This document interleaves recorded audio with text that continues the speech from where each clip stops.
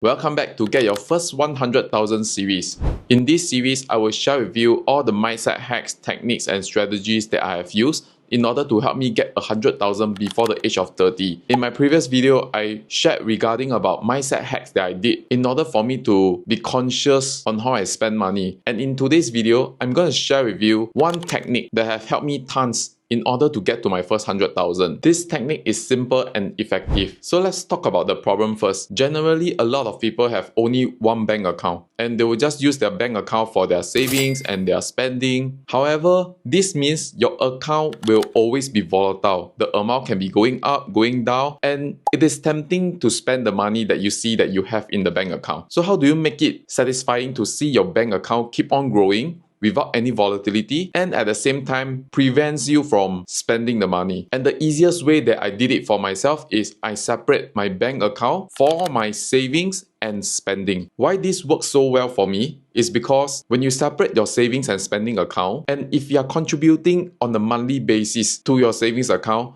the only way your savings account trajectory is it can only go up. This also motivates you to keep on saving because you see your savings account growing every single month. And the second point why this strategy works so well is because once you separate your savings and spending account, you're not really allowed to touch your savings account and you can't really spend what you can't see. As long as you keep it separated in another account, you only want to spend within what you have in your spending account. And to make this strategy work even better, choose an account that is hard to access and hard to withdraw funds from. So previously when I set up the account, I do not even have a withdrawal card to withdraw the funds. The only way I can withdraw is to transfer it through internet banking to my bank account in order to withdraw the funds. Adding steps into withdrawing your funds make you think twice before you spend your money. This also helps you to control your spending. And it is also a plus point if let's say the account gives you pretty good interest so that your savings can also compound with the additional interest rate that the bank gives you. So in summary, separate your bank account between savings and spending so that you can see your savings keep on growing and spend within your spending